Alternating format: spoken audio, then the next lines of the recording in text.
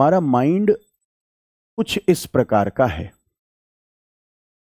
Every time you enter a class, every time you open a book, every time you read something, कुछ content input होता है आपके mind में। पर हमारे माइंड में यहां पर एक ओपनिंग है, जो भी आप सीखेंगे वो भूल जाएगा। That is what is being learn through forgetting curve as well. अब अगर आप जाने दिए तो चला गया, और अगर आपको समझदारी है, आपने कुछ टम्बलर रख लिया, कोई बर्तन रख लिया, उसमें एक फिल्ट्रेशन होनी चाहिए कि भाई काम की चीजें ही रिटेन करें।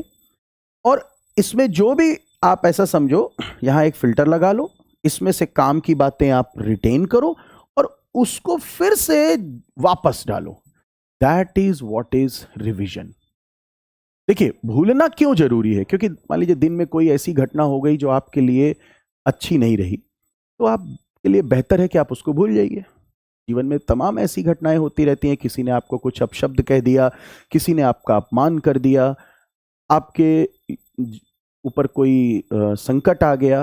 अब उसको कहाँ तक आप अपने साथ चिपकाए रहेंगे, कब तक ढोएंगे मस्तिष्क में?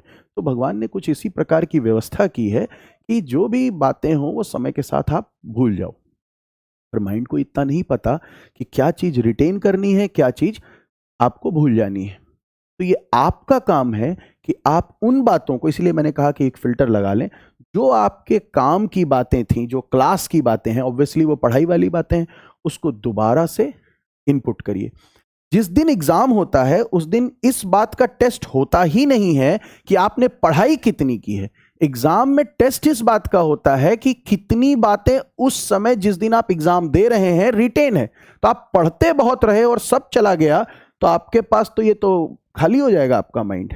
तो एग्जाम तो ये टेस्ट करेगा ना कि आपने कितना रिटेन किया हुआ है, कहां है आपका कंटेंट। केवल यही नहीं टेस्ट करता एग्जाम, इसके साथ एग्जाम ये भी टेस्ट करता है कि आपका रिटेन तो बहुत है, लेकिन आपने कितनी प्रैक्टिस इस बात की है कि आउटपुट दे सकें एग्जामिनेशन हॉल में। तो जो लोग रिटेन भी रखते हैं, साथ ही प्रैक्टिस करते हैं, पीवाईक्यू सॉल्व करते हैं, मेंस के क्वेश्चन सॉल्व करते हैं, प्रीलिम्स के क्वेश्चन सॉल्व करते हैं और डिसीजन मेकिंग स्किल्स को अपग्रेड करते हैं, वही रिटेन होने के बाद वही जाकर आप समझो कि अच्छा आउटपुट दे पाते हैं। तो 3 बातें ध्यान रखनी है। Number 1 is revision, number 1 is obviously input, बिना पढ़ाई के तो कुछ होना नहीं है।